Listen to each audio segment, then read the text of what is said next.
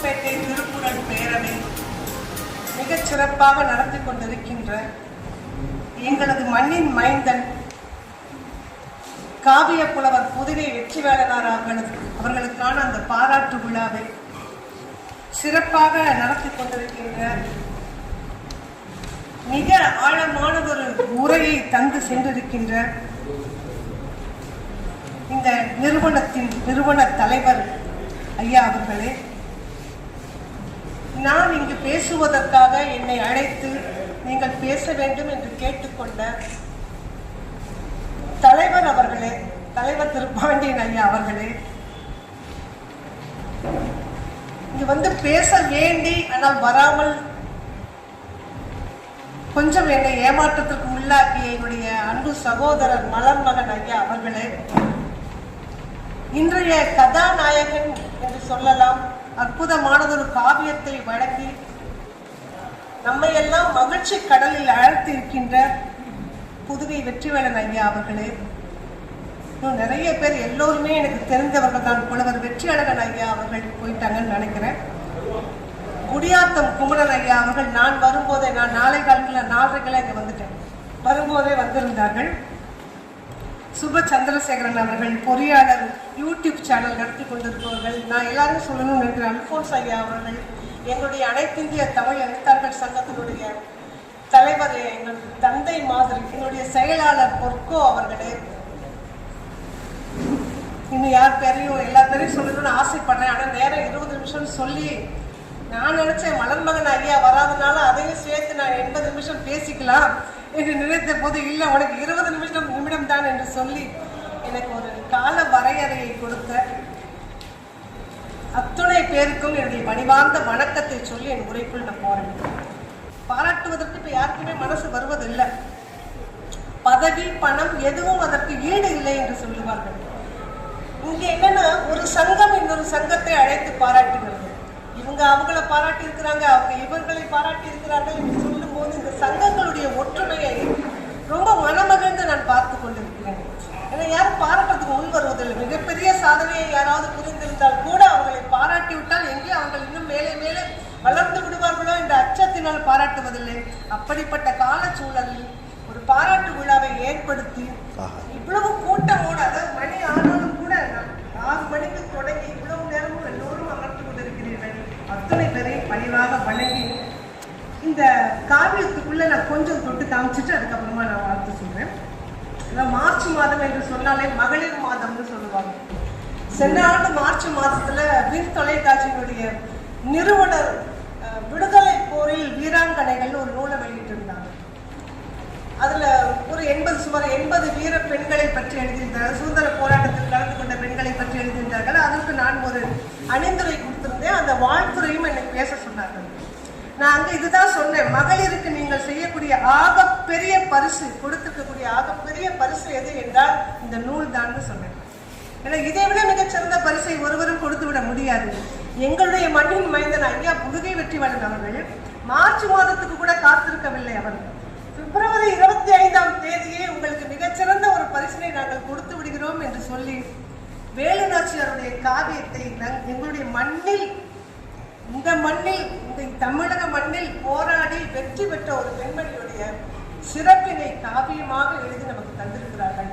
அதற்கு முதல்ல அவரை நம்ம கரமொழியால பாராட்டிவிட்டு அந்த நூலுடைய சிறப்பை நம்ம பேசுகிறோம். ஏன் அப்படி சொல்றேன்னா, நிறைய இடங்கள்ல நான் மதுரையில போய் பேசுறேன். ஒரு கல்லூரியில, மதுரையில செந்தமிழ் கல்லூரியில் பேசுகிறேன். அங்க போய் கொல்லங்குடி என்ற ஊரை பற்றி தெரியுமான்னு கேட்டேன். அங்க ஒரு கோவில் இருக்கு அப்படின்னு சொன்னாங்க. யாருமே பதில் சொல்லல. அந்த பேராசிரியர்கள் இருந்தார்கள், மாணவர்கள் இருந்தார்கள், அந்த பகுதியில் இருந்த தமிழ் அறிஞர்கள் இருந்தார்கள். ஒரே ஒரு பேராசிரியர் எழுந்து பதில் சொன்னார். என்ன கோவில்னா அப்பதான் சொன்னாங்க, வெட்டுவன் காளி அம்மன் கோவில் இருக்குன்னாங்க. அதனுடைய சிறப்பு என்ன என்று கேட்ட போது, அந்த சிறப்பு ஒண்ணுல காசை வெட்டி போட்டுட்டு யாராவது வீணா போகணும்னு வேண்டிக்கிட்டு அது நடக்கும் என்று சொன்னார். ஆனா அந்த கோவிலுடைய சிறப்பு ஐயா வந்து அற்புதமா இந்த நூல்ல எடுத்துக்கிறாங்க. வெட்டுடை காளி அம்மன் சொல்லுவது இந்த சுதந்திர போராட்டத்தில் உயிரை இழந்த ஒரு பெண்மணியுடைய கோயில். என்னன்னா, ஆண்கள் தொண்டு செய்தார்கள் என்றால் ஆண்களுக்கு நினைவாலயங்கள் ஏற்படுகின்றன. ஆனால் பெண்கள் தொண்டு தொண்டு செய்தால் அவர்களுக்கு ஆலயங்கள் எழுப்பப்பட்டு அந்த அவர்களுடைய தொண்டு மறைக்கப்பட்டு விடுகிறது என்று ஆதங்கத்தை சொல்றேன் நான். அந்த கால அப்படிப்பட்ட சூழலில் தமிழகத்துல களமாடி ஜான்சி ராணியை பத்திலாம் வந்து பேசி இதுலயே ஐயா முன்னுரையில் எழுதியிருக்கிறார்கள். அவர்கள் போராடினார்கள். எதற்காக போராடினார்கள் என்றால் வாரிசு உரிமைக்காக போராடினார்கள். அப்படியும் அவர்கள் வெற்றி பெறவில்லை, தோல்விதான் அடைந்தார்கள். அவர்களை பற்றி உலகம் முழுவதும், தமிழகம் முழுவதும் அல்ல, இந்தியா முழுவதும், உலகம் முழுவதும் தெரிந்திருக்கும் போது அவர்களுக்கு 70 ஆண்டுகளுக்கு முன்பாகவே தமிழகத்தில் தோன்றி களமாடி வெற்றி பெற்ற ஒரு பெண்மணியை பற்றி இந்த உலகம் அறியவில்லை என்ற ஆதங்கத்தினால் இந்த நூலை எழுதியிருக்கிறேன்னு எழுதுறாங்க ஐயா. ஏன்னா தமிழ் மண்ணில் பிறந்த ஒரு பெண்ணுடைய நிலைமை அப்படி இருக்கு. அது அவ்வளோ அற்புதமா 3 இயல்கள்ல 88 தலைப்புகள்ல மிக அற்புதமான ஒரு வடிவமைப்புல இந்த நூலை கொடுத்திருக்கிறாங்க. சொல்லுவாங்க சங்க இலக்கியத்துல ஒளிர்வாள் அருஞ்சமம் முறுக்கி களிர் எருந்து பெயர்தல் காலைக்கு கடமைப்பாரு. ஆனா சுதந்திர போராட்ட காலத்துல காலைக்கு மட்டுமல்ல அந்த கடன் பெண்களுக்கும் கடன் என்று வேலு நாச்சியார் ஒளிர்வாள் அருஞ்சமம் முறுக்கி களிர் எருந்து பெயர்ந்தார்கள். அதனாலதான் வெற்றி அடைந்தார்கள். அது அற்புதமான காவியமாக தந்திருக்கின்ற ஐயாவுக்கு பாராட்டு. இதுல 2-3 முக்கியமான செய்திகளை நான் சொல்லணும்னு நினைக்கிறேன்.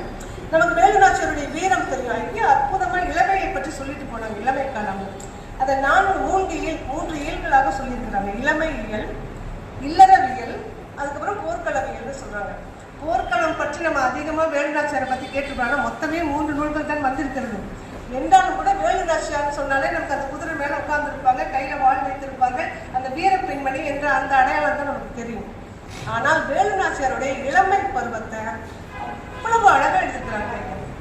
இளமை பருவம் எப்படி இருப்பாங்க? பொதுவாகவே தந்தை தாய் இல்லாமல் வளர்ந்த பெண் வேலு நாச்சியார். தந்தை மகளுக்குமான உறவு வந்து எவ்வளவு நெருக்கமா இருக்கும்னு எல்லாருக்கும் தெரியும்.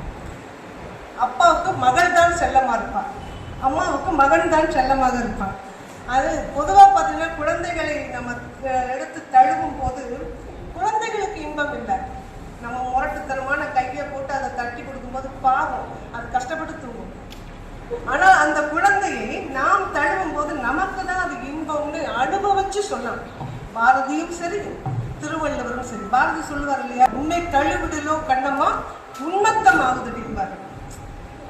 பாரதி சொன்னான்னு பார்த்தா வள்ளுவன் அனுபவித்து சொல்றாரு. அவர் என்ன சொல்றாரு அப்படின்னா, அந்த குழந்தைய மக்கள் மேய்த்தீண்டல் உடற்கு இன்பம் பாரு. யாரோட உடலுக்கு?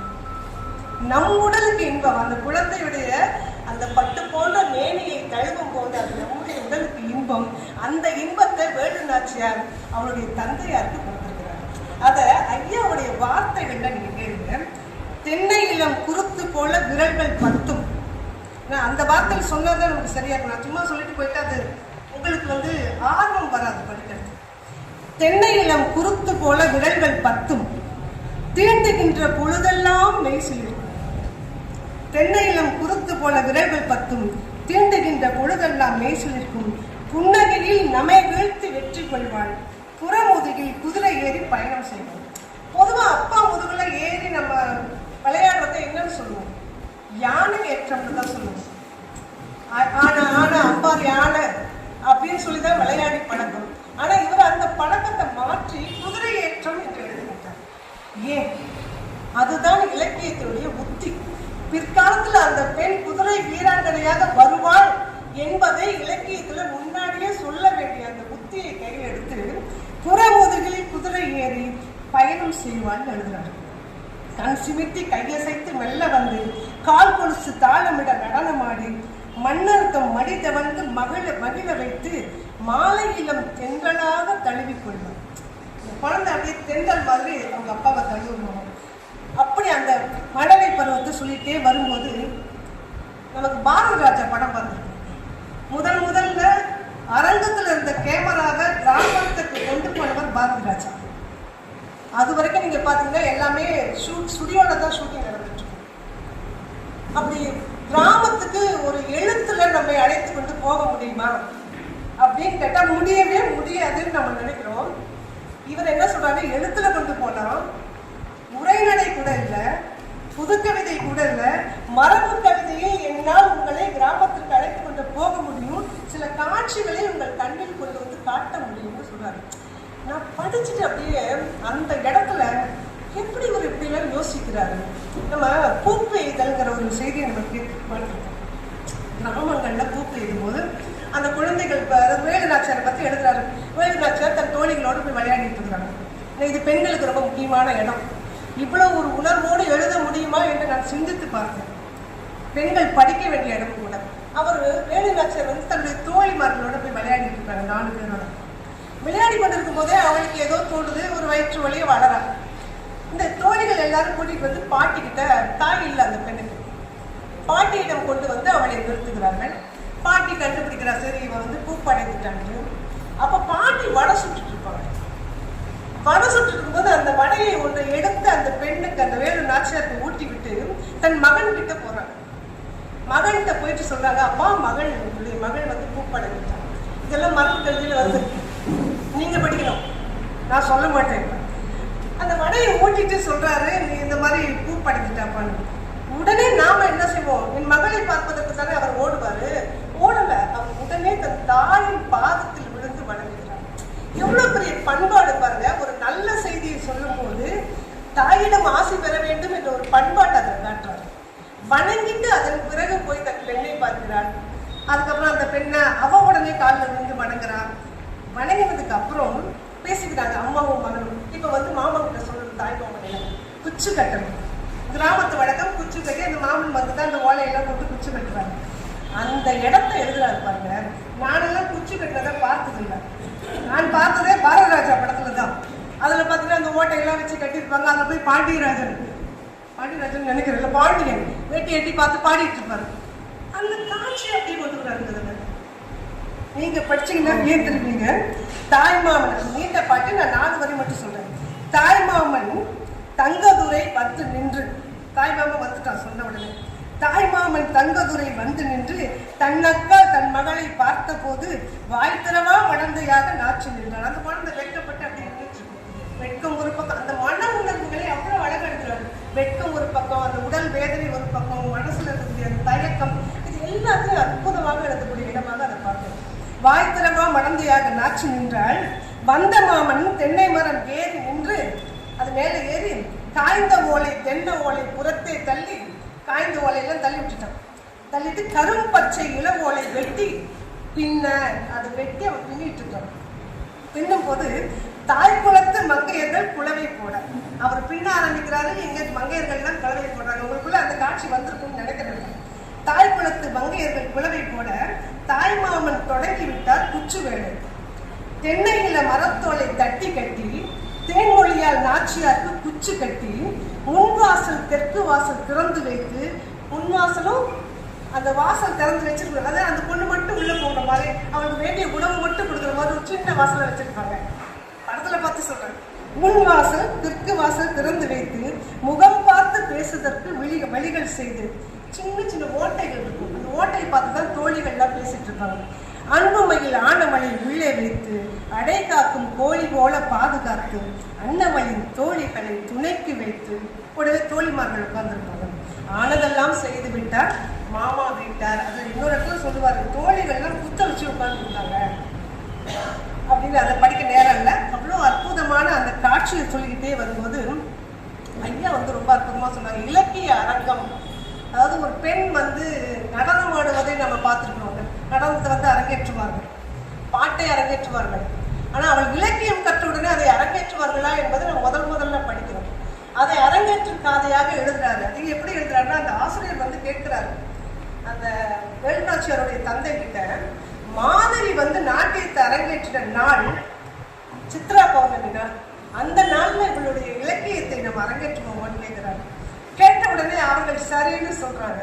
சரின்னு சொல்லணும்னு அந்த அரங்கேற்றத்தை எழுதுறாரு. மிக நீண்ட கவிதைகள், அற்புதமா அத்தனை இலக்கியங்களையும், என்னென்ன இலக்கியங்களை அவர் கற்றிருந்தால் என்று வினாக்கள் அவர் கொடுக்கிறாரு. மற்றவங்கெல்லாம் கேள்வி கேட்கிறாங்க. இப்ப இந்த குழந்தைங்க திருக்குறள் சொல்லும் போது நாமெல்லாம் நம்பர் சொல்றோம் இல்லையா, அது போல அத்தனை கேள்விகளை கேட்டு அத்தனை கேள்விக்கும் அந்த பெண் பதில் சொல்றாங்க. அது ரொம்ப புதுமையா இருந்தது. அந்த இடமே ஆசிரியர் அன்பு செல்வன் கேள்வியை கேளுங்கன்னு எல்லாருக்கிட்டையும் சொல்லி எல்லோரும் கேள்வி கேட்ட போது அந்த பெண் தெளிவாக பதில் சொன்னான்னு ரொம்ப அற்புதமா இருந்தாங்க. அந்த இடத்துல எனக்கு ஒரே ஒரு சின்ன விஷயத்த சொல்லணும்னு நினைக்கிறீங்க. அவள் என்னெல்லாம் படித்தாள் என்பதை நீங்கள் எழுதியிருக்கிறீங்க. அதில் வந்து அவள் கந்த சஷ்டி கவசம் படித்தாள்னு எழுதிருக்கீங்க. அது ஒன்று மட்டும் எனக்கு ஒரு சின்ன நெருடல். கந்த சஷ்டி கவசம் தோன்றிய ஆண்டு வந்து 19ஆம் நூற்றாண்டு. கந்த சஷ்டி கவசத்தை எழுதினவருடைய பெயர் தேவராயர் அல்லது தேவராசர்னு சொல்லுவாங்க. அவர் வந்து பெங்களூர்ல மன்னர்கிட்ட வந்து கணக்கராக பணியாற்றியவர். திருசுரபுரம் மீனாட்சி சுந்தரம்பிள்ளை அவர்களிடம் தமிழ் கற்றவர். அப்போ 1857 அவருடைய பிறந்த ஆண்டு. இவங்க வந்து 1730 இவங்க வந்து 18ஆவது நூற்றாண்டு. கொஞ்சம் நீங்கள் அதை மட்டும் கொஞ்சம் கவனம் பாருங்க. எனக்கு வந்து இன்னும் சரியா சொல்ல தெரியல. அடுத்த பதிப்புல நீங்க அதை எடுத்துட்டு அந்த இடத்துக்கு பதிலாக மட்டும் வேற எதையாவது ஒன்று சேர்க்க வேண்டும் என்ற என்னுடைய தாழ்மையான பணிவான, ஏன்னா இது நான் சொல்லுவதற்கு எனக்கு தகுதி இருக்கான்னு எனக்கு தெரியாது. ஏன்னா நான் இப்ப கந்த சஷ்டி கவசத்தை பத்தி மிகப்பெரிய பிரச்சனை ஓடியது சென்ற ஆண்டு. தீவிரமா அதையெல்லாம் நான் படித்து பேசியிருக்கிறேன். அதனால வந்து அது 19ஆம் நூற்றாண்டு என்பது எனக்கு நல்லா தெரியும். அதனால அதை மட்டும் நீங்க கொஞ்சோண்டு பார்த்துட்டு என்ன அப்படிங்கிறத நீங்க பார்க்கணும். இப்படி அந்த இலக்கிய அரங்கேற்றத்தை ரொம்ப அற்புதமா சொல்லிட்டே இருக்கும்போது அதனுடைய கவிதை ஓட்டத்தை பாருங்க. ஐயா சொன்னாங்க, என்ன ஒரு இரவுல படித்து விட முடியாத இலக்கியம் இது, ஒரு இரவுல நிச்சயமா படித்து விட முடியாது. ஆனால் நான் முந்தா நாள் ஒரு சொற்பொழிவு முடிச்சுட்டு வரேன். 1.25 மணி நேரம் பேசிட்டு ரொம்ப சோர்வா தான் வந்திருந்தேன். வந்து எடுத்துட்டு இந்த நூலை எடுத்து படிக்கிறேன். 11:58 நான் தனியா சிரிச்சுட்டு இருக்கேன்.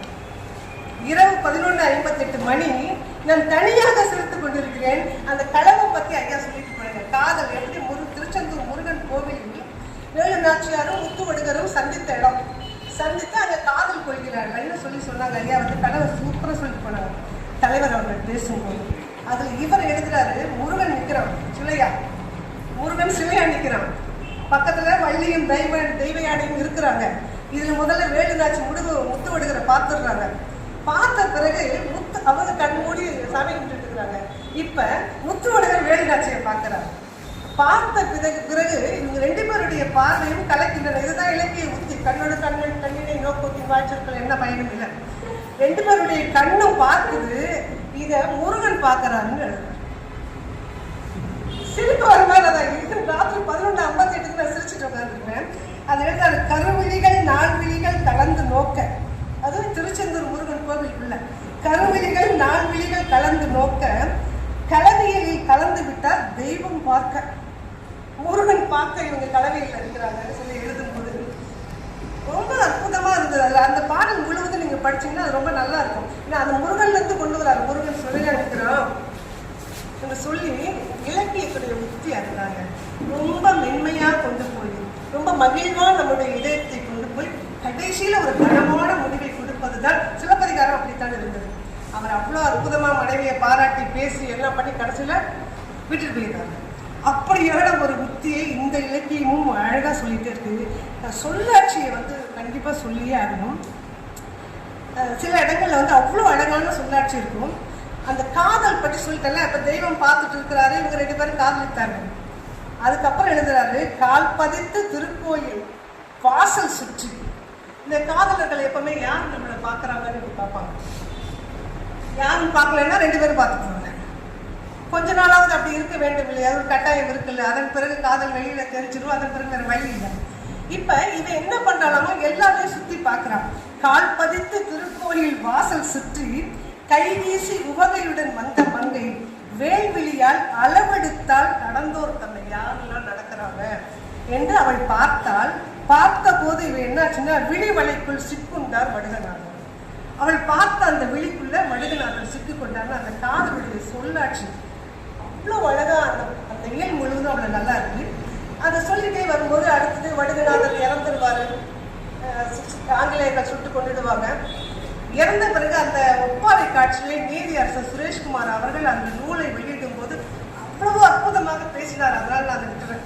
நான் அதை விட நல்லா என்னால் பேசிவிட முடியாது என்பதனால நான் அதை விட்டுட்டு அந்த இடத்துல நிறைவாக அவன் என்ன பண்றா, அந்த அழுது ஒப்பாறை வைத்து முடித்து விட்டு ஒரு சூளுரைக்கிறார்.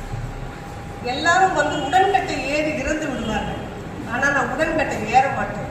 ஏன் அப்படின்னா அப்படின்னு தனக்கான கடமையை சொல்றார். அந்த பாஞ்சாலி சபத்துல பாரதி சொல்லுவாள் அல்லவா, ஓ தேவி பராசக்தி ஆணையிட்டு அந்த பாரி துச்சாதனன் சென்னீர், அந்த பால் துரியோதனன் ஆக்கை மேவி இரண்டும் கலந்து குழல் மீதினில் பூசி நறுனை குளித்து சீவி குழல் முடிப்பேன் யான், அதை செய்யும் முன்னே முடியேன்னு சொல்லி தலையை வாரி பிரிச்சு போட்டுட்டு பாஞ்சாலி சொன்ன அந்த சபதத்தினுடைய குரல் வந்து இந்த பாடல்ல தெரிவிப்பாங்க. கணவனை இழந்த கைம்பெண் யானோ, நான் யாரு கணவனை இழந்துட்டேன்னு நினைக்கிறீங்களா? இருந்தாலும் நான் சாக மாட்டேன், கடமை ஆற்ற உயிருடன் வாழ்கிறேன். கணவனை இழந்த கைம்பெண் யானோ, கடமை ஆற்ற உயிருடன் வாழ்கிறேன். ஆறுயிர் கணவர் அவர் உயிர் பறித்தவர் தன்னை கொன்றே. ஆறுயிர் கணவர் அவர் உயிர் பறித்தவர் தன்னை கொன்ற. எவன் அவன் உயிரோட பறிச்சாரோ அவனை கொன்னது மட்டுமல்ல, என் கரவாளால் அவன் தலை கொய்து. அவன் எப்படி சத்தானோ அவன் தலையை தனியா கொய்து எடுப்பேங்கிறாங்க. என் கரவாளால் அவன் தலை கொய்து என் கடன் முடிக்க வாழ்கின்றேன் இங்கு. அதுக்காக தான் நீங்க வாழ்ந்துட்டு இருக்கிறேன். சூழ் என் பகை வென்று அதன் பின் சென்று என் உயிர் கணவன் தன்னுடன் இணைவேன். இந்த பகையை முடித்த பிறகுதான் நான் போய் பின் சென்று என்னுடைய கணவனோடு நான் சேருவேன்னு சொல்லி சூழ் இருக்கக்கூடிய அந்த காட்சி. அதுக்கு முன்னாடியும் நிறைய பேசுறாங்க. நான் ரெண்டு வரி மட்டும்தான் உங்களுக்காக சொல்லுகிறேன். அதே போல போர் முழக்கம் இப்ப சூழ் உரைத்துட்டாங்க. மக்கள் எல்லாரும் கொஞ்ச நாள் அவங்க தலைமறைவாக இருக்கின்றார்கள், படை திரட்டுகிறார்கள். அதன் பிறகு வந்து போருக்காக மக்களை அழைக்கணும், எல்லா வீரர்களையும் அழைத்து கொண்டு போருக்கு வர வேண்டும். அதை எழுதுறாரு பாருங்க, அத்தனை பாடல்கள், கிட்டத்தட்ட ஒரு 14 பாடல்கள் நினைக்கிறேன். அந்த இடத்துல போருக்கு இளைஞர்களே அழைக்கக்கூடிய பாட்டு, எவ்வளவு அற்புதமான பாட்டு. அவர் எழுதுறாரு, மனோன்மணியம் அந்த இலக்கியத்துல ஜீவகன் தான் கதாநாயகன். அவன் வந்து அதுவும் தன்னுடைய நாட்டை மீட்பதற்காக அந்த வீரர்களிடம் அவன் பேசுவான். வீர முழக்கம்னு சொல்லி போட்டிருப்பாங்க. போர் வீரர்களிடம் ஜீவகன் பேசிய வீர முழக்கம் அப்படின்னு ஒரு தலைப்புல நிறைய பாட்டு வரும். அதுல ஒரு 4-5 வரியை சொல்றாங்க. இத்தனி போரில் நீர் ஏற்றிடும் காயம்னா வெட்டுக்கு காயம். இத்தனி போரில் நீர் ஏற்றிடும் காயம் சித்தம் கழித்து ஜயமே நமக்கு, ஜயம்னா வெற்றி, சித்தம் கழித்து ஜயமே நமக்கு முத்தமிட்டு அளித்த முத்திரையாகி. அந்த வெற்றி தாய் வந்து உங்களுக்கு முத்தமிட்ட அந்த தழும்புதான் வீர தழும்புங்கிறாரு. ஜெயமே நமக்கு முத்தமிட்டு அளித்த முத்திரையாகி எத்தனை தலைமுறைக்கு இலக்காய் நிற்கும். ஒரு முறை ஒருவர் வேலு நாச்சியார் மறைந்து எவ்வளவு நல்லாச்சு, 2-3 நூற்றாண்டுகள். இப்ப நம்ம பேசிட்டு இருக்கோம், ஒரு நூற்றாண்டல்ல, இன்னும் இது வாழ்ந்து கொண்டேதான் இருப்பார்கள் வேலு நாச்சியார். ஏன் அப்படின்னா அப்படிப்பட்ட ஒரு தியாகத்தை அவர் செய்திருக்கிறார்கள். அதை எழுதுறாரு, முத்தமிட்டளித்த முத்திரையாகி எத்தனை தலைமுறைக்கு இலக்காய் நிற்கும். எத்தனை தலைமுறையானாலும் இதை பேசிக்கிட்டே தான் இருப்போம் நாங்க. எங்க வேலு நாச்சியார் எங்கள் மண்ணின் மைந்தி, இந்த நாட்டுக்காக உயிர் கொடுத்தவள், பேசத்தானே போறோம், பேசிக்கிட்டே இருக்குதானே போறோம் சொல்றாரு. எத்தனை தலைமுறைக்கு இலக்காய் நிற்கும் போர்க்குறி காயமே புகழின் காயம். பண்டைய காலத்துல அப்படித்தான் இருந்தாங்க. சங்க காலத்துல ஒருத்தன் காயமே அவன் பேராகும். உடம்பு முழுவதும் எத்தனை காயம் இருக்கு, இந்த காயம் இந்த போர்ல பட்டது, இந்த காயம் இந்த போர்ல பட்டதுன்னு முழுவதையும் காட்டிக்கொண்டே இருப்பான் நம்ம பெருமையாக. அப்படி போர்க்குறி காயமே புகழின் காயம் யாருக்கு அது வாய்க்கும்? இது ஜீவகன் சொன்னது. நம்ம ஐயா பாத்தீங்கன்னா ஒரு 16 பாட்டுல எழுதுறாரு. அத வீரமங்கை வேலு நாச்சி வெற்றி கொள்ள வருகவே ஆரம்பிக்கிறார். இப்படி ஆரம்பிச்சு ஆங்கிலேயர் படைமடிய ஆர்ப்பரித்து வருகவே, ஆங்கிலேயர் படைமடிய ஆர்ப்பரித்து வருகவே, கட்டவிழ்ந்த மேகம் போல காளையர்கள் துள்ளட்டும், பட்ட துயரம் போதுமே பதுங்கு புலியே வெளியே வா. பட்ட துயரம் போதுமே, பாரதிதாசன் வராங்க. பூட்டிய எறும்பு கூட்டின் கனவு திருந்து சிறுத்தையை வெளியே வாழுவார்ல, அது போல பட்ட துயரம் போதுமே பதுங்கு புலியை வெளியே வாழு. இளைஞர்களுக்கு வீர முழக்கத்தை தர முடியாது. அந்த பாட்டை பாடமாக வைக்கலாம், கல்லூரிகள்ல பாடமாக வைக்கலாம். இப்ப இளைஞர்களுக்கு நாட்டுப்பற்று இல்லை. அந்த கார்கில்ல நிற்கின்றவர்கள் என்ன செய்யறாங்கன்னு கூட இளைஞர்களுக்கு தெரியாது. இந்த 16 பாடல்களை பாடமாக வைத்தால் நன்றாக இருக்கும். அதை பரிந்துரை செய்யணும் எல்லாரும் சேர்ந்து. அதே போல போர் நடக்குது, வேடம் தடுத்து போறாங்க. ஆண்கள் எல்லோரும் பெண் வேடம் தடுத்துட்டு போறாங்க. ஏன்னா நவராத்திரியில ஒரு திட்டம் தீட்டுறாங்க. நவராத்திரியில பெண்கள் தான் கோயிலுக்கு போவாங்க, அதனால ஆங்கிலேயர்கள் அப்படின்னு நம்பிட்டு இருப்பாங்க. நாம எல்லாரும் சேர்ந்து வெற்றி பெறலாம்னு நவராத்திரி அன்று எல்லோரும் மாறு வேடத்துல போறாங்க. வேலு நாச்சியார் மாமி வேடத்துல போறார். அவ்வளவு அழகா எழுது வராங்க. மடிசார் மாமி கிழவியாக வேலு நாச்சியார் போனாரு. அப்படி போய் அந்த போர் முடிகிறது. உங்களுக்கு அதுல வந்து குயிலி வந்து ஆயுத கிடக்கை வந்து எரித்து விட்டு செத்துடுற அந்த கதையெல்லாம் தெரியும். இறந்த பிறகு போர் முடிகிறது, வேலுநாச்சியார் வெற்றி அடைகிறார்கள். அந்த இடத்துல ஐயாவுடைய கற்பனை இலக்கியத்துக்கு கண்டிப்பா தேவை. வரலாறு ரொம்ப முக்கியம். வரலாறை கடந்து கூட வரலாறு மட்டும் எழுதி கொண்டிருந்தால் நான்லாம் படிக்க மாட்டேன். என்னை போன்றவர்கள் யாரும் படிக்க மாட்டார்கள். இந்த தலைமுறை படிக்கவே படிக்காது. அதனால ஐயா அங்கங்க பார்த்தீங்கன்னா கற்பனையை கொடுக்குறாரு பாருங்க. அந்த முடிஞ்சது, போர் முடிந்ததை வெற்றி பெற்று விட்டார்கள். இப்ப வேலுநாச்சியார் அந்த அரண்மனைக்குள்ள போறாங்க. அரண்மனைக்குள்ள ஆங்கிலேயர்கள் எல்லோருமே பயந்து ஓடிட்டாங்க. யாருமே இல்லை அரண்மனையில. அரண்மனையில் யாரும் இல்லாத போது இந்த அம்மா போயிட்டு யோசிப்பாங்க, ஆண் ஒருவன் வெற்றி பெற்றாலே எப்படி போய் கம்பீரமா நிற்பான். இந்த பெண் வெற்றி பெற்றுட்டா போறா அந்த அரண்மனைக்குள்ள போய் அப்படி கம்பீரமா நின்று அப்படியே ஒரு சுத்தி பாக்குற அரண்மனைங்க. ஒரு ஆங்கிலேயர் கூட அங்க உள்ள இல்லை. அப்ப ஒரே ஒரு அரியணை மட்டும் தனியா நிக்குது. அந்த அரியணை நிக்கிறது நம்ம பார்ப்போம், அவ்வளவுதான். ஆனா ஐயாவுடைய பார்வையில் அது எப்படி இருக்குன்னா, அந்த அரியணை வேலுநாச்சியாரவா உட்காருன்னு சொல்லுது. அது வரைக்கும் சாதாரண கதை. ஆனா அந்த வேலுநாச்சியார் அந்த இடத்துல நின்று அப்படி கம்பீரமாக சுற்றி பார்க்கும்போது அரியணை பேசுகிறது அல்லவா, அதுதான் ஐயாவுடைய கற்பனை. அற்புதமா எழுதுறாங்க. பெரும்படை நடத்தி பெரும் போர் வென்ற பெருமித களிப்பில் நாச்சியார் நிற்க அப்படியே போய் கழிச்சு போய் அவங்க நின்று பார்த்துட்டு இருக்காங்க. மகிழ்ச்சியா பார்த்துட்டு இருக்கும்போது அரியணை தனியாய் வெறுவனே நின்றேன். அந்த இடத்துல எந்த அர்த்தம் கூட போட்டுக்கலாங்க ஐயா. நின்றேன்னு அழகா போட்டுக்கிறாங்க ஐயா. நான் வேற மாதிரியும் படிச்சேன். அரியணை தனியாய் வெறுவனே நின்றே, அது தனியா வெறுமனே நின்று கொண்டு இருந்தது. அரசியை பார்த்து அமர்க என்றது. நான் எப்படி நினைச்சேன், அரியணை தனியாய் வெறுமனே நின்ற வேலுநாச்சியாரை பார்த்து அமர்க என்றது. எப்படி போட்டாலும் அர்த்தம் அற்புதமான அர்த்தமாக வருகிறது. அரியணை தனியாய் வெறுமனே நின்றே அரசியை பார்த்து அமர்க என்றது. அற்புதமான கற்பனையாக நான் நினைச்சேன். ஆனா இன்னும் கொஞ்சம் கைத்தட்டல் இருந்தால் இன்னும் சரியாக. ஏன்னா இது நீங்க படிக்கணும். அவரவர்களுடைய உணர்வுல அதனை நம்ம படிக்கிறது. அதுவும் வீரமான இந்த வீரம் செறிந்ததை வரலாறு ரொம்ப முக்கியம்னு இப்பதான் சொன்னேன். வரலாறு முக்கியம் அமைச்சரே அப்படிங்கிறதுக்காகத்தான் ஐயா சொன்னாங்க முத்தமிழ் காப்பியமாக அதை ஏற்றிருக்கிறாங்க. சிலப்பதிகாரத்துக்கு அடுத்தது முத்தமிழ் காப்பியம் என்றுதான். இதையும் ஒரு நடுநடுவில் நாடகம் இருக்கிறது. பேசிக்கொள்ளும் போது அந்த பெண்கள் பேசிக்கொள்ளும் போதும் அந்த தோழிகள் பேசிக்கொள்ளும் போதெல்லாம் அது ஒரு நாடகமாகத்தான் வருகிறது. அங்கங்க உரைநடைகள் எழுதியிருக்கிறார். உரைநடை என்ன அவசியம்னு சொன்னால் நமக்கு புரியாத செய்யுள்ள எல்லாவற்றையும் சொன்னால் புரியாது. அது எழுதுறாரு பாருங்க. எந்தெந்த இடத்துல அடிக்குறிப்புகள் கொடுக்குறாரு. மணியக்காரன்னு சொன்னா யாருக்கும் தெரியாது. இப்ப ஒரு காலத்துல எங்க அப்பா மணியக்காரர், வில்லேஜ் முனிசிப்னு சொல்லுவாங்க. இப்ப அதை இந்த தலைமுறைக்கு அது தெரியாது. அவர்களுடைய வேலை என்ன என்பது தெரியாது. அதுபோல கணக்கு பிள்ளை என்பது யாருன்னு தெரியாது. அவருடைய வேலை என்னன்னு தெரியாது. ஜமீன்தார் வாழ்ந்தார்களா என்பது அடுத்த தலைமுறைக்கு தெரியவே தெரியாது.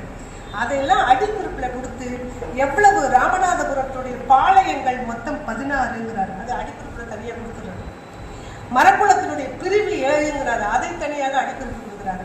ஆட்சிக்கு உட்பட்ட வட்டங்கள் 29ன்னு சொல்லிட்டு அந்த 29 தனியாக அடிக்குறிப்பாக கொடுக்கிறாரு.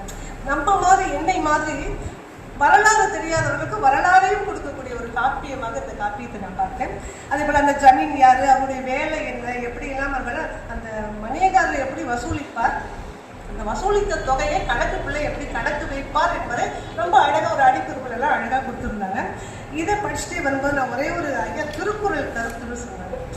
திருக்குறள் கருத்து, கண்ணதாசனுடைய சில பாடல் கருத்துகள், சில பாடல் அடிகள், அதே போல நிறைய சுரதாவுடைய பாடல் அடிகள், பாவேந்தர் புரட்சிதாசனுடைய சிந்தனைகள் வார்த்தைகள் எல்லாமே இதில் இருக்கிறத நான் பார்த்த ரொம்ப தொட்டு காட்டுற நேரம் இல்லை.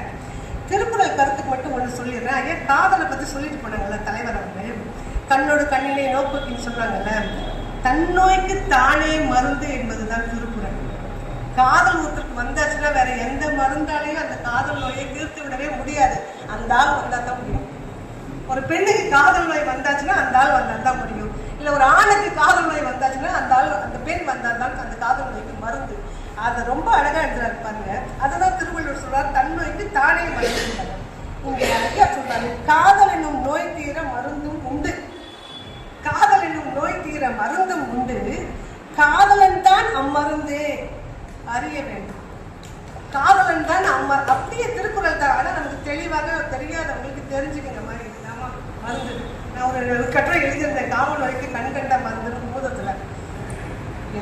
கட்டுரை எழுதிட்டேன்னு நினச்சிட்டு எல்லாரும் எடுத்து படிச்சாங்களாமா. அந்த முறை ஃபோன் பண்ணி எனக்கு குமுதத்தில் சொன்னாங்கம்மா விற்பனை வலை அப்படின்னாங்க. பிள்ளைலாம் திருக்குறளை தான் எழுதியிருந்தேன். அது போல அதில் என்னென்ன காமன் வைக்க இதெல்லாம் மருந்து காமத்தை பற்றி காமன் என்று சொல் ஏதோ தவறான சொல் என்று இப்போது ஆக்கிட்டாங்க. திருவள்ளுவர் 47 இடங்கள்ல காமன் என்று சொல்லை பயன்படுத்துகிறார். அப்ப அந்த சொல் தவறானதல்ல. நாம கெட்ட கெட்ட நேரத்தில் அதை பயன்படுத்திட்டு எல்லா சொற்களையும் மாற்றி வைத்திருக்கோம். மயிர் என்ற சொல் எவ்வளவு அழகான சொல், எல்லா இடத்துலையும் திருவள்ளுவர் பயன்படுத்துறாரு. இழிந்த மயிர் என்பார். ஆனா அந்த மயிரை நம்ம எங்க பயன்படுத்துறோம்? அப்படி தவறான இடத்தில் நம் சொற்களை பயன்படுத்தி நல்ல சொற்களை எல்லாம் தவறான சொற்களாக மாற்றிய மோசமான பரம்பரைக்கு சொந்தக்காரர்கள் நாம். அந்த வகையில ஐயா அற்புதமா அதை எழுதுவாரு. நிறைவா நான் முடிக்கிறேன். 20 நிமிஷம் வந்துச்சுங்களா ஐயா? நிறைவாக நான் இப்படி சொல்ல, நான் சொல்லுவதற்கு நிறைய இருக்கிறது என்றாலும் கூட உங்களுடைய நேரம் கருதி நான் இப்படி சொல்லி முடிக்கிறேன். போர்ல வெற்றி பெற்றார்கள். அரியணை உட்காருன்னு சொல்லிச்சு. அவரை அந்த அம்மாவை பார்த்து, வேலுநாச்சியாரை பார்த்து அரியணை உட்காருன்னு சொன்னதுக்கு அப்புறம் இப்ப முடிசூட்டு விழா நடக்கணும்ல, அதுதானே அந்த காப்பியத்துக்கு ஒரு சுபமாக முடியும். அது எழுதுறாரு பாருங்க. கம்பன் நிற்கிறார். ஐயாவுடைய எழுத்துக்கள்ல கம்பன் நிற்கிறார். கம்பன் அற்புதமா சொல்லுவாங்கல்ல, அரியணை அனுமன் தாங்க. நம்ம படிச்சிருக்கோம் அந்த பாட்டு முழுவதும். அங்கத உடைவாள் எந்த இவர் எழுதுறாரு. என்னவர் திப்பு சுல்தான் எடுத்தொரு செங்கோல் கொடுத்து வாழ்த்துவார். என்னவர் திப்பு சுல்தான் எடுத்தொரு செங்கோல் கொடுத்து வாழ்த்துவார். அரியணை அனுமன் தாங்க அங்கதன் உடைவாள் என்ற பரதன் வெண் குடை கவிக்க இருவரும் கவரி வீச. அடுத்த தம்பிக்கு 2 பேரும் கவரி வீசுவாங்க. இருவரும் கவரி வீச விரை செறி கமலத்தால் சேர் வெண்ணையூர் சடையின் தங்கள் மரபுலோ கொடுத்து வாங்கி வசிட்டனே புனைந்தான் மவுளின்னு சொல்லுவாங்க. வசிட்டன் யாருன்னா அவருடைய குலகுரு. இங்க வேலுநாச்சியாருக்கு யார் குலகுரு அப்படின்னு சொன்னா கோபால் நாயக்கர் தான் குலகுருன்னு சொல்லி அவர் தான் அந்த முடிசூட்டு விழாவை நடத்தி வைக்கிறாருன்னு அற்புதமா இருந்தாரு. என்னவன் அண்ணன் திப்பு சுல்தான் எடுத்தொரு செங்கோல் கொடுத்து வாழ்த்துவார். என்னவன் அண்ணன் திப்பு சுல்தான் விடுதலை செஞ்சார். போருக்கு படை கொடுத்தாரு, பொருள் கொடுத்தாரு, எல்லாமே கொடுத்தாரு. என்னவன் அண்ணன் திப்பு சுல்தான் எடுத்தொரு செங்கோல் கொடுத்து வாழ்த்துவார். அன்பில் விளைந்தே அறிவில் மலர்ந்த அருமை தம்பி பெரிய மருது. அன்பில் விளைந்தே அறிவில் மலர்ந்த அருமை தம்பி பெரிய மருது தன்னரும் கரங்களால் இடைவாள் தருவார். இவர் வாள் எடுத்து கொடுப்பார். தம்பி சின்னவர் வெண்குடை விரிப்பார். அதுக்கு சின்ன மருது இருக்கிறார்ல, அவர் வெண்குடை விரிப்பார். தம்பி சின்னவர் வெண்குடை விரிப்பார். மன்னவன் எமக்கே மகுடம் சூடுவார். மதிப்புறும் பெருந்தகை கோபால் நாயக்கர். முன்னாள் எழுதுறது நான் பின்னாடி படிச்சிருக்கேன். ஏன்னா அப்படிதான் புரிய வைக்க முடியும் நம்மளால. மன்னவன் எமக்கே மகுடம் சூட்டுவார். மதிப்பெரும் பெருந்தகை கோபால் நாயக்கர் சொல்லி சுபம்னு அதை அழகா முடிச்சுட்டு அதன் பிறகு எந்தெந்த ஊர்ல என்ன நடந்ததுங்கிறதெல்லாம் விளக்கமாக எழுதியிருக்கிறாரு. நான் சொல்றதுலாம் ஒண்ணுதான். சொல்லுவாங்க வாழ்த்துக்கிறாரு, எனக்கு வாழ்த்துவதற்கு வயதில்லை, வணங்குகிறேன். நான் சொல்ல மாட்டேங்க அப்படின்னா. வாழ்த்துவதற்கு வயது தேவையே இல்லை. வாழ்த்துவதற்கு நிறைந்த மனதுதான் தேவை. அந்த வகையில ஏன்னா நம்மளாம் கடவுளையே வாழ்த்துவர்கள். நம்ம சிவாய வாழ்க, நாதன் தாழ் வாழ்க, மேற்பொழுதும் எண்ணன்றி நீங்காதான் தாழ் வாழ்க வாழ்த்துறோம் அல்லவா? அந்த வகையில நான் எங்களுடைய மண்ணின் மைந்தன் புதுகை வெற்றிவேலன் அவர்கள் இன்னும் பல்லாண்டு வாழ்ந்து இந்த 4 காவியம் மட்டும் போதாது. 18 நூல்களை எழுதியிருக்கிறார்கள். 4 காவியம் எழுதியிருக்கிறார்கள். காவிய வரிசையில நீங்கள் இன்னும் தமிழகத்தில் இருக்கக்கூடிய வீர பெண்களை எல்லாம் அடையாளப்படுத்த வேண்டும். 40 காவியங்களாவது கைகளில் இருந்து வர வேண்டும் என்று நான் வாழ்த்துகிறேன். இந்த நேரத்துல என்னை கூப்பிட்டு இந்த இடத்துல என்ன இந்த மாதிரியான ஒரு பெரிய அவையில எல்லோரும் சான்றாளர் பெருமக்கள் அத்தனை பேரும் அதை ரசிக்கக்கூடிய அந்த முகத்தை நான் பார்க்கிறேன். பல இடங்கள்ல பேசும்போது போதும் அப்படின்னு அனுப்பி உட்கார்ந்து 10 நிமிஷத்துக்கு மேல பேச முடியாத அவைகள் எல்லாம் நான் பார்த்திருக்கிறோம். அந்த வகையில இந்த காவியத்தை பற்றி நீங்க படிச்சே ஆகணும் எல்லோரும். ஏன்னா 11:58 ஒரு பெண்மணி தானாக உட்கார்ந்து சிரிக்கிறார் என்றால் நீங்கள் எல்லாம் படித்து சிரிக்க வேண்டாம். அந்த இன்பத்தை யான் பெற்ற இன்பத்தை பெருகை மையகம். அதனால நீங்க எல்லோரும் இதை வாங்கி படிக்க வேண்டும். இந்த வாய்ப்பினை பாண்டியன் ஐயாவுக்கு நெஞ்சார்ந்த நன்றியை சொல்லி மண்ணின் மைந்தன் இன்னும் பல்லாண்டு காலம் 400 அல்லது 40 காரியங்களை கொடுத்து நலமாக வாழ வேண்டும் என்று வாழ்த்து விடைபெறுகிறேன். நன்றி, வணக்கம்.